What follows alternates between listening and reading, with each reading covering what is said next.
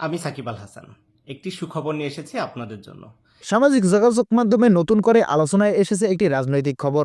বিভিন্ন পোস্টে দাবি করা হচ্ছে হাসনাত আব্দুল্লাহ নাকি একটি সংগঠন থেকে সরে গিয়ে নতুন রাজনৈতিক দলে যোগ দিয়েছেন এবং দেশের ভবিষ্যৎ নিয়ে মন্তব্য করেছেন।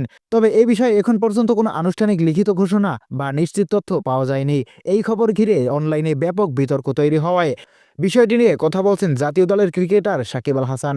আজ লাইভে এসে তিনি বলেন, সামাজিক যোগাযোগ মাধ্যমে অনেক সময় অসম্পূর্ণ তথ্য বা যাচাইবিহীন তথ্য দ্রুত ছড়িয়ে পড়ে, যা মানুষকে বিভ্রান্তি করে।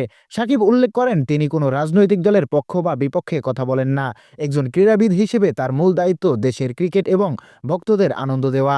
তিনি আরও বলেন, ব্যক্তির রাজনৈতিক মতামত তার নিজস্ব বিষয়, কিন্তু কোনো তথ্য নিশ্চিত না হয়ে তা ছড়িয়ে দেওয়া উচিত নয়। সবাইকে দায়িত্বশীল আচরণ করার আহ্বান জানান তিনি।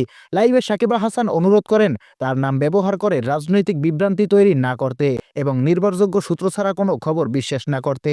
সবশেষে তিনি বলেন, খেলাধুলা মানুষের মধ্যে ঐক্য তৈরি করে, তাই বিভক্তি নয়, পারস্পরিক শ্রদ্ধা ও শান্তি হওয়া উচিত সবার লক্ষ্য।